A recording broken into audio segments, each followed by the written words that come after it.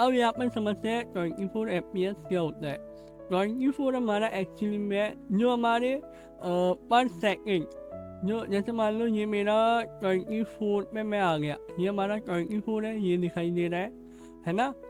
Starting हमारा 1 है और एंड हमारा 48 है। ओके, 24 पर जब ये यहाँ पर आएगा तब हमारा ये पूरा कंप्लीट जो प्रोसेस हुई है 1 से लेकर 24 तक, वो जो टाइम होगा वो हमारा 1 सेकंड का होगा, राइट।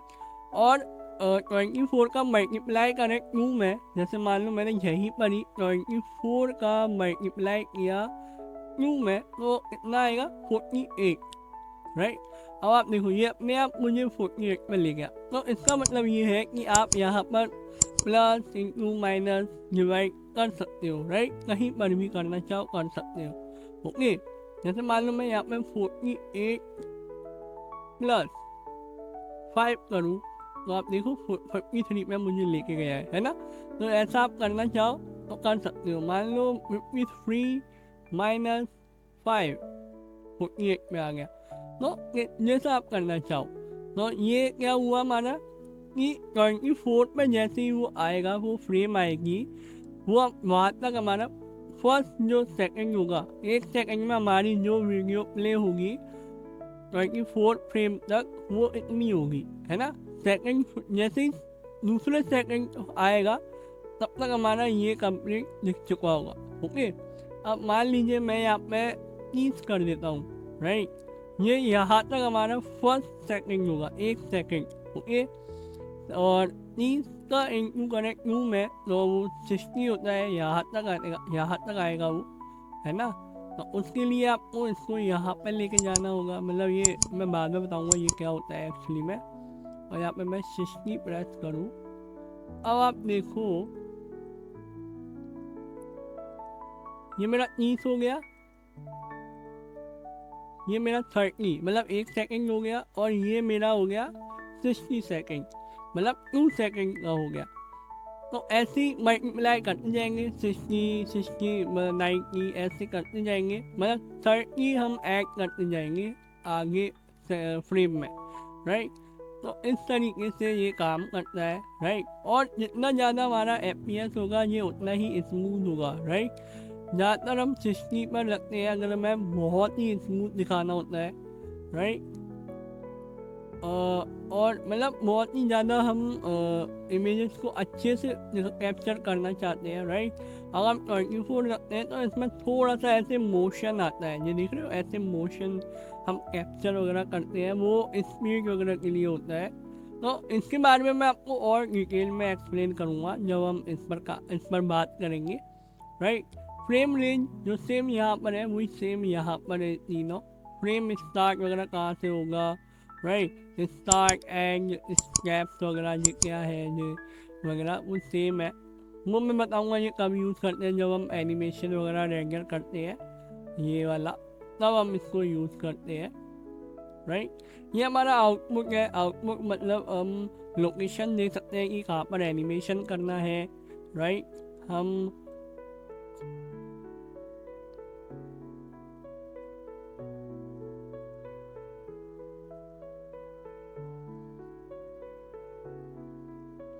ओके, तो हम यहाँ पर लोकेशन वगैरह भी दे सकते हैं कि हमें ये कहाँ पर सेव करना है, राइट।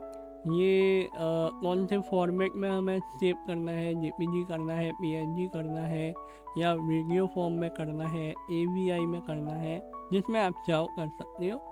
ओके, ये गैप वगैरह कलर के लिए होता है। ज़्यादातर हम एक बिट रखते हैं, 16 बिट बहुत हाई हो जाता है कलर के मामलों में, है ना। ये हम तब यूज़ करते हैं जब हम फाइनल एनिमेशन करते हैं।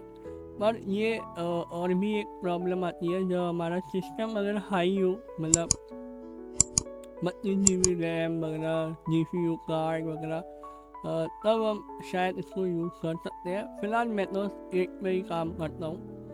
कंप्रेशन मैं इसको छेड़ता ही नहीं हूँ, क्यों छेड़ना है जब अच्छे रेंजर्स आ रहे हैं, राइट। स्टार्टिंग में कलर मैनेजमेंट आप यहाँ पर कर सकते हो।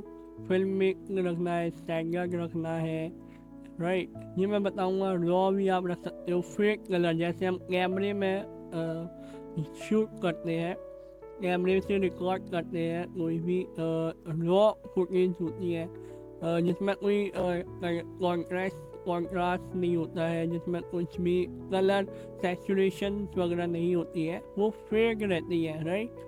तो उनको बाद में हम एडिट कर सकते हैं। लुक वगैरह आप यहाँ पे कॉन्ट्रास्ट दे सकते हो, कितना देना चाहते हो। ओके, एक्सपोजर आपको पता ही है, हाई क्वालिटी, मतलब एक्सपोजर मीन्स ब्राइटनेस, कितनी एक्सपोजर रखना है। गामा हुई, गामा भी आप एडजस्ट कर सकते हो अपने सीन के अकॉर्डिंग। ये आप अपनी मत समझिए, ये अलग चीज़ है। पोस्ट प्रोसेसिंग, इसमें भी हम ज़्यादा इसको छेड़ते नहीं है, राइट। नेक्स्ट हमारा है view layer property. View layer property मैं कहूँगा कि मैं तो कभी यूज़ किया ही नहीं है मैंने ये, राइट।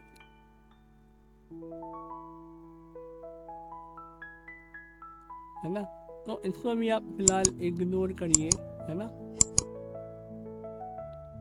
मतलब ये कोई काम में आया ही नहीं है फिलहाल अभी के लिए। ये व्यू लेयर एक्चुअली इसके लिए होता है, पर ये मैं तब आपको सिखाऊंगा जब हम मॉडलिंग वगैरह करेंगे, राइट, तब ये थोड़ा बहुत काम आता है। ये नेक्स्ट हम चलते हैं सीन प्रॉपर्टी। ये बहुत इम्पोर्टेंट है। कैमरा हमारा सिलेक्ट है। कैमरा जैसे मैं क्रॉस करूँगा, आप देखो मैं कैमरे से बाहर आ चुका हूँ, राइट। और जैसे मैं कैमरे पे जाऊँगा, आप देखो ये सिलेक्ट हो चुका है। सीन में हमारा एक कैमरा होना चाहिए, राइट।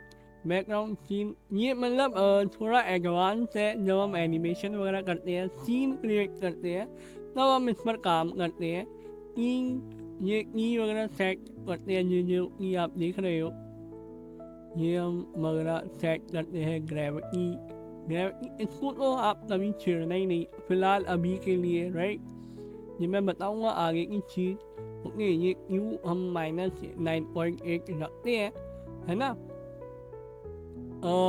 इसको भी ऑफ कर देता हूँ। यूनिट को आप मतलब मैं इतना इसको यूज़ करता नहीं हूँ, ज़्यादातर ये वो लोग यूज़ करते हैं। जैसे मान लीजिए मैंने यूनिट स्केल यहाँ पर 1 है, राइट। मैट्रिक्स है, इसकी आप ये चेंज कर सकते हो, राइट। तो इसको हम ज़्यादा छेड़ते नहीं है यूनिट को, क्योंकि हमें जो वैल्यू हमें दी जाती है वो हमको सही लगती है, हम उसी को यूज़ करते हैं, राइट। ऑडियो को आप यहाँ पर अच्छा चेंजेस कर सकते हो, अपडेट कर सकते हो, राइट। रिजेक्ट बॉडी वर्क, ये भी मैं बाद में बताऊँगा। एंड नेक्स्ट हमारा है वर्क प्रॉपर्टी। ये बहुत इंपॉर्टेंट है। ये एक्चुअली आपका ये जो वर्क सीन है, जो आप इतना बड़ा आप देखते हो, राइट, ये एक्चुअली वर्क उसी से रिलेटेड है। व्यू पोर्ट कलर आप देख रहे हो, यहाँ पे ग्रेइश कलर है। मैं चाहूँ तो मैं इसको चेंज भी कर सकता हूँ, राइट। अभी ये शो नहीं हो रहा है, क्यों?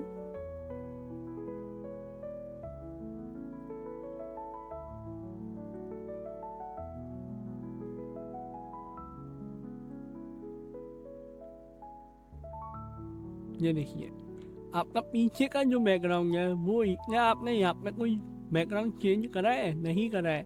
आप देखो मैंने यहाँ पे ब्लू कलर लिया है और यहाँ पे इसने रेंडर करते वक्त पीछे के बैकग्राउंड को इसने ब्लू कर दिया है, राइट। तो ये यहाँ पर इसलिए यूज होता है। मान लीजिए मैं इसको डिफॉल्ट करता हूँ। अब ये व्हील को भी हम समझ लेते हैं। आप चाहो तो इन कलर्स को भी आप चूज कर सकते हो। सेम जैसे फोटोशॉप में नहीं होता है, ये प्रीमियर प्रो में होता है, राइट। तो ये प्रीमियर प्रो, अरे यार बार बार फोटोशॉप आ जाता है। प्रीमियर प्रो में हम इसको यूज़ करते हैं व्हील की तरह, राइट। ज्योमेट्री कलर्स में ये हमारा ह्यू होता है, ये सबको पता है। ये हमारा सैचुरेशन होता है, राइट। ये हमारा वाइब्रेंस होता है, राइट। ये कलर मतलब डार्क लाइट, ये हमारी वैल्यू होती है, सॉरी, ये हमारी वैल्यू होती है। ये हमारा सैचुरेशन है, ये हमारा ह्यू है। और RGB में आप जाना चाहो, रेड कलर चेंज करना चाहो, रेड का प्रोजेक्ट हमारा सियान होता है, ग्रीन का प्रोजेक्ट हमारा मैजेंटा होता है और ब्लू का आप मुझे नीचे कमेंट करके बताइए कि ब्लू का प्रोजेक्ट क्या होता है, राइट, बिना देखे बताना होगी,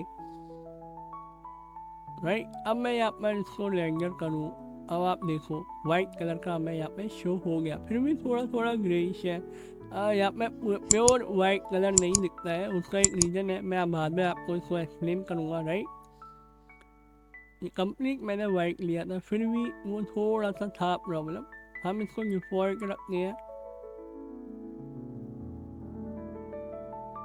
कस्टम प्रॉपर्टी बहुत इम्पोर्टेंट है, इसका मैं आपको ये समझिए थोड़ा एडवांस है, मैं इसको आपको बचा के रखूँगा अभी के लिए, जब हम फाइनल कर लेंगे उसके बाद मैं इसको आपको इसको एक्सप्लेन करूँगा, राइट।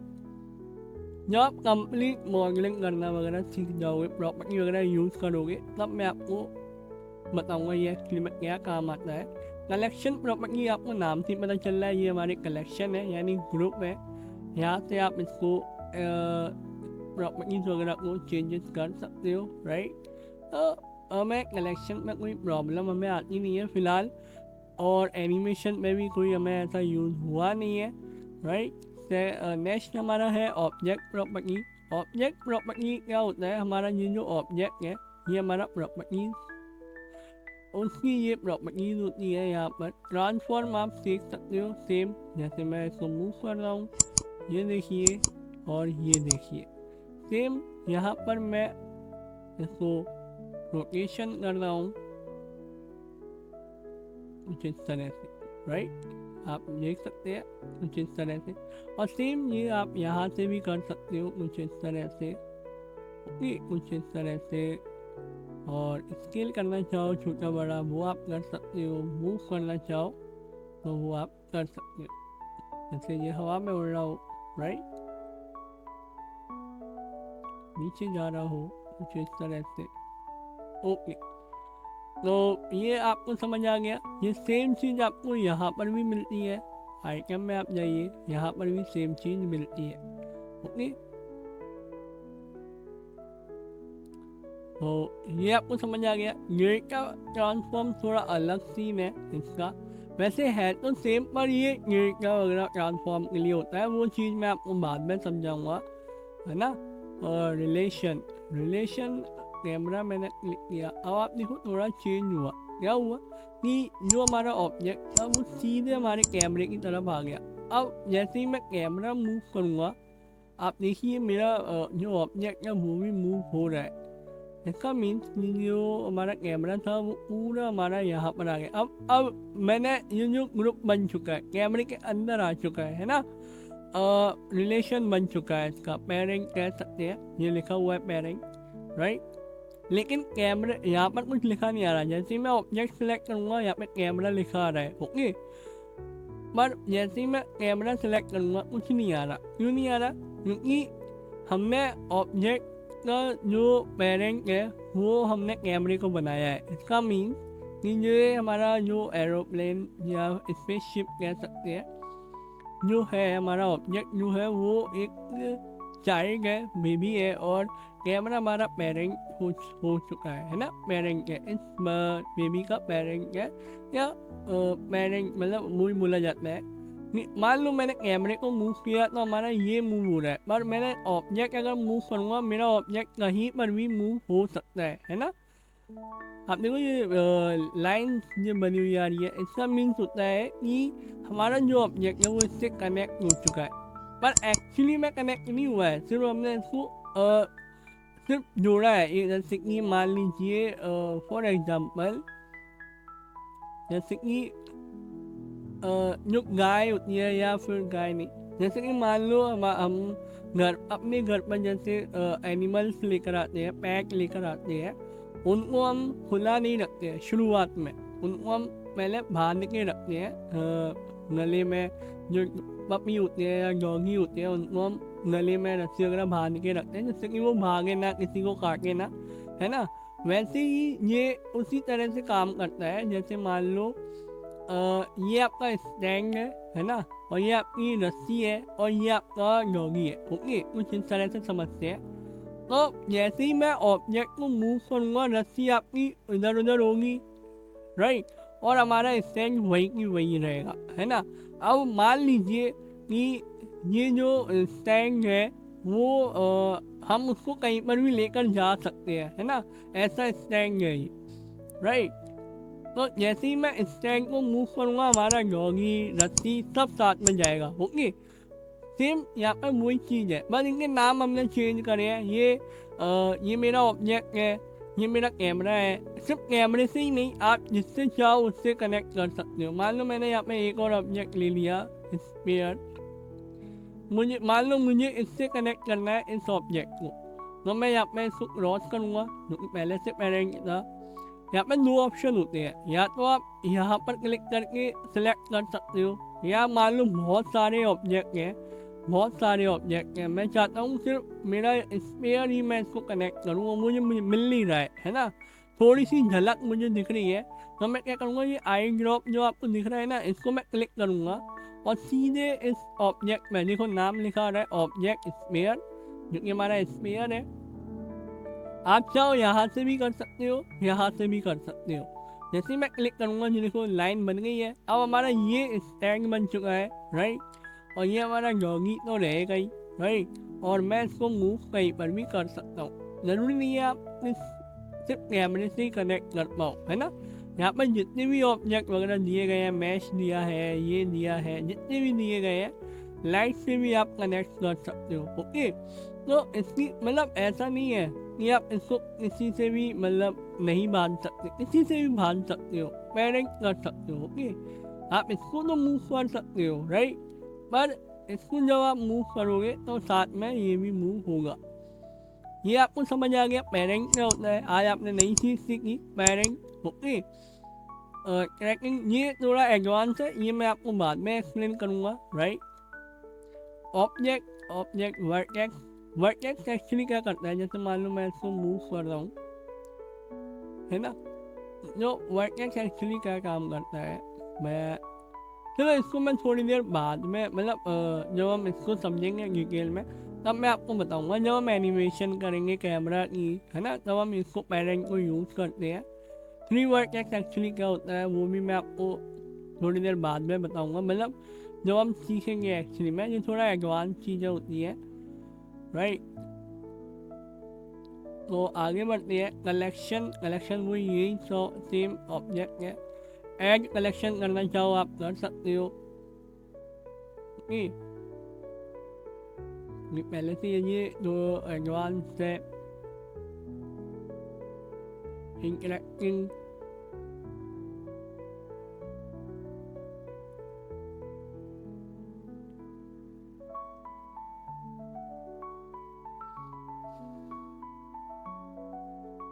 और ये म्यूट डिस्प्ले आपको हर सेटिंग में मिलेगा, राइट, हर ऑप्शन में मिलेगा।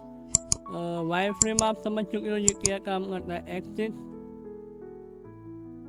नेम आपका लिखा हुआ आ रहा है हर ऑब्जेक्ट में। जब भी इसको सिलेक्ट करोगे आपका इसमें नहीं आ रहा है, क्यों, क्योंकि इसकी अलग प्रॉपर्टी ये बन चुकी है, ऑब्जेक्ट प्रॉपर्टी है ये, राइट। इस ऑब्जेक्ट में मैंने इसको ऑन नहीं रखा है, पर मैंने इसको ऑन रखा है, ये यहाँ पे शो हो रहा है, राइट। मैं यहाँ पे एक्सेस ऑन करूँ वो अभी विजिबल नहीं हो रही है, क्यों, जैसे ही मैं इसको मूव करूँगा वाई फ्रेम में शो हो रहे हैं ऑल एजेस।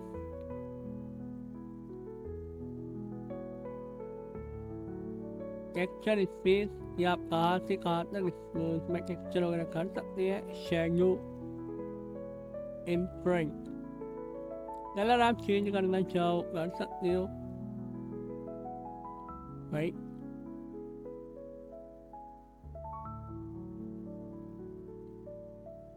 ये हमारा है मॉडिफायर, इसको हम सीखेंगे बाद में, राइट। ये एडवांस है, इसको हम आगे चल के सीखेंगे। ये हमारा होता है पार्टिकल प्रॉपर्टीज। पार्टिकल जो प्रॉपर्टीज होती है वो एक्चुअली ऐसे ही नहीं आती है, वो एक अलग मैटर है। वो यहाँ पे मॉडिफायर्स में जो हम इन लोगों का, इन चीज़ों का हम यूज़ करते हैं। Cloth simulation, coalition, dynamic range, explore, flute, या फिर हम यूज करते हैं फिजिक्स, या फिर हम यूज करते हैं फिजिक्स प्रॉपर्टी।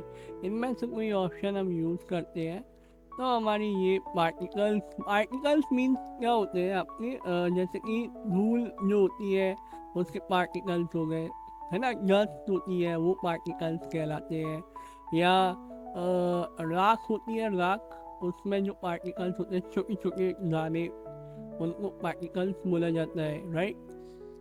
तो और ये हमारा फिजिक्स हमारा प्रॉपर्टीज होता है, राइट। जैसे आप इसमें आओगे जो फिजिक्स के ये सारे ऑप्शन है मॉडिफायर में, तो ये जब हम यूज़ करते हैं, देखो पार्टिकल सिस्टम वगैरह, पार्टिकल इंस्टेंस, ये सब भी पार्टिकल्स में ही आते हैं, पर अलग अलग चीज़ें होती हैं, ये सारी चीज़ें सब मैं ये समझाऊंगा, राइट। तो ये हम बाद में समझेंगे, है ना, property, physics property, particle property, जो हम इनको जो हम सीखेंगे तब हम समझेंगे, राइट। ये है हमारा ऑब्जेक्ट कॉन्स्ट्रेंट प्रॉपर्टी, राइट। जैसे मैं क्लिक करूँगा, देखो ये एक्चुअली क्या काम करता है, मोशन ट्रैकिंग है। ट्रांसफॉर्म में हम इसमें थोड़ा सा चेंजेस कर सकते हैं, ट्रैकिंग में ये सारी चीज़ें यूज़ होती है, रिलेशनशिप जो हमने बात करी थी ये उसमें यूज़ होती है, राइट। तो ये थोड़ा एडवांस है, जो हम एनिमेशन, है ना, एनिमेशन वगैरह करते हैं या VFX हम करते हैं, तब ये सारी चीज़ें हम यूज़ करते हैं। ये थोड़ा एडवांस है, ये हम सीखेंगे पर मॉडलिंग एनिमेशन बेसिक क्लियर करने के बाद, ओके। ये बात का प्रोसेस है, ये बहुत इम्पोर्टेंट है, इसमें कुछ चीज़ें इम्पोर्टेंट है। ग्रुप क्या होते हैं, ग्रुप एक्चुअली क्या करता है, ग्रुप में हम मान लीजिए मैं एडिट मोड पे गया, वर्टेक्स में गया, और मान लो मुझे ये वाले वर्टेक्स सेलेक्ट करने हैं, राइट। मैं चाहता हूँ कि ये जो वर्टेक्स है इनका एक ग्रुप बन जाए, तो मैं यहाँ पर ये वर्टेक्स ग्रुप के नाम से ये ऑप्शन आता है, मैं चाहूँ तो इसको ऐड कर सकता हूँ और नाम डबल क्लिक करके नाम दे सकता हूँ, कुछ भी नाम दे सकते हैं आप इसमें। मैं यहाँ पे सिलेक्शन लिख सकता हूँ, सिलेक्शन 1, जो आप नाम देना चाहो, राइट। तो मैंने ये नाम दे दिया। अब यहाँ पे अभी कुछ हुआ नहीं है, मैंने सिर्फ नाम दिया है, ऐड किया और नाम दिया है, राइट। लॉक का तो आप समझ ही गए होंगे, मैं अभी समझा दूंगा। मैंने नाम दे दिया, यहाँ पर असाइन करना होता है, मैं जैसे ही क्लिक करूँगा ये असाइन हो चुका है, राइट। अब मालूम मैं यहाँ पे क्लिक कर देता हूँ कहीं पर भी, और जैसे ही इस पर क्लिक करके मैं यहाँ पे सिलेक्ट पे क्लिक करूँगा, देखो ये सिलेक्ट हो चुके हैं ऑटोमेटिक, राइट। अब आपको इससे समझ आया कि ये एक्चुअली मैं डी सिलेक्ट कर दूँगा तो ये डी सिलेक्ट हो जाएंगे, सिलेक्ट करूँगा सिलेक्ट हो जाएंगे, रिमूव करूँगा तो ये जो असाइन मैंने किया था वो रिमूव हो जाएगा, राइट। मैं डी सिलेक्ट करूँ, देखो नहीं हो रहे हैं, जैसे ही असाइन करूँ डी सिलेक्ट करूँ ये हो चुके हैं। अब इसका क्या मीन्स है कि इसका ये मीन्स है कि आप जो हमने ग्रुप वर्टेक्स हमने दिए हैं, मान लो मैं दोबारा से और वर्टेक्स को मैं सिलेक्ट करना चाहता हूँ पर इनका एक अलग ग्रुप हो, ये इसमें मिक्स ना हो, तो मैं यहाँ पे लॉक करता हूँ, देन सेटिंग में मैं ऐड करूँगा और फिर इसको नाम दूंगा सिलेक्शन 2, ओके। और फिर इस पर मैं असाइन कर दूंगा, और फिर अब मान लो मैं यहाँ पे क्लिक करूँ और मैं यहाँ पे सिलेक्ट करता हूँ, तो आप देख रहे हो ये वही वर्टेक्स इसमें सिलेक्ट करे हैं जो हमने असाइन करे थे।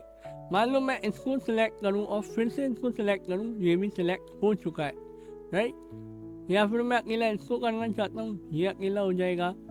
अगर मान लो ये भी साथ में सिलेक्ट हो गया है तो इसको डीसिलेक्ट करने का ऑप्शन आप यहाँ से ले सकते हैं, राइट, या इसको यहाँ पर हटा सकते हैं। ये आपको समझ आ गया। सेम यही मेथड शेप में होता है, शेप में अगर आप करना चाहो ये भी कर सकते हो, इसको मैं आगे चल के समझाऊंगा। ये ई वगैरह होता है, शेप ई वगैरह, तो ये थोड़ा एडवांस है, मैं आगे चल के इसको एक्सप्लेन करूँगा, ओके।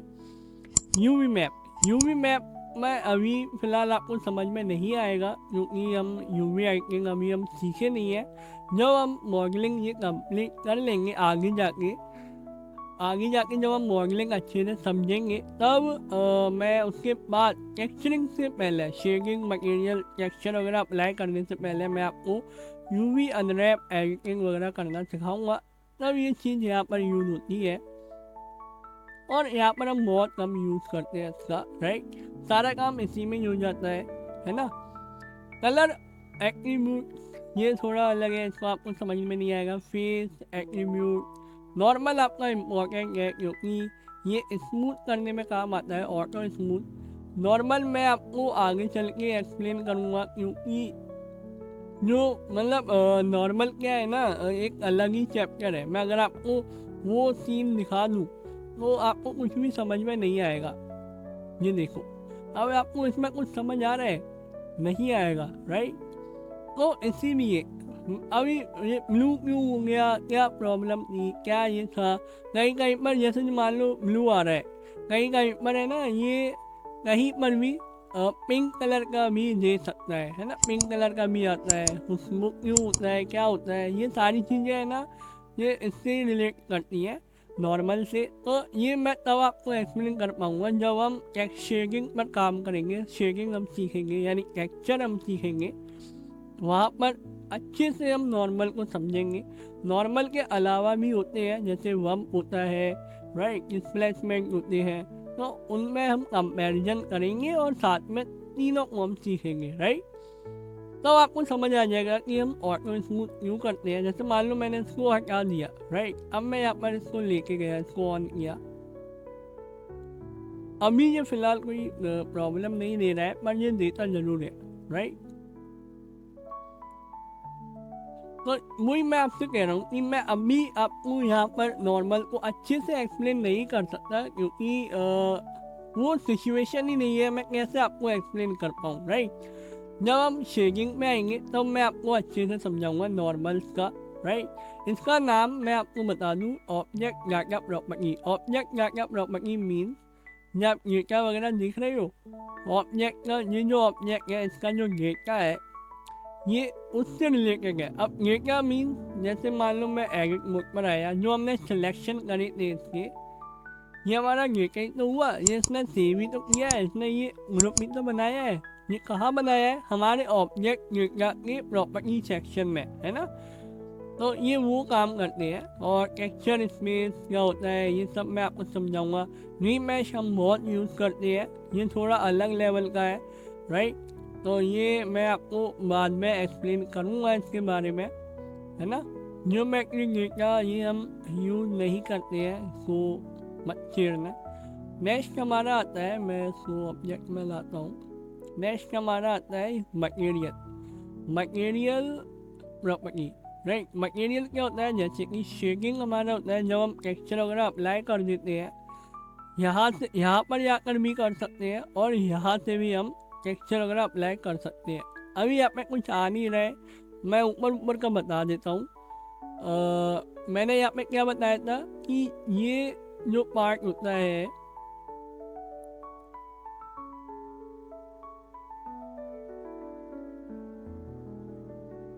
अभी आप देखो यहाँ पे एक और बॉल आ गई। जैसे मैं बेंच में वर्क बेंच में लेके गया, वो बॉल चली गई। क्यों?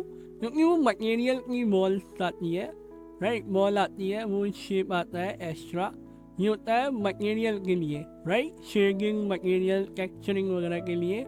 और ये हमारा जो होता है ये होता है हमारे व्यू पोर्ट के लिए, राइट।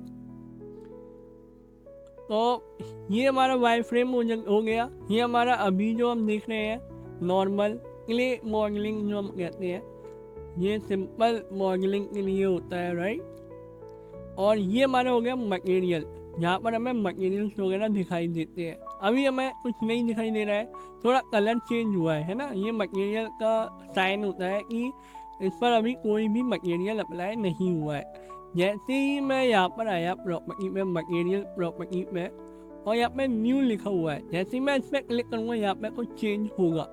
ये देखिए अभी इसमें चेंज क्यों नहीं हुआ? क्योंकि यहाँ पर पहले से ही वाइट कलर है। ये देखो बेस कलर यहाँ पे दिखा रहा है।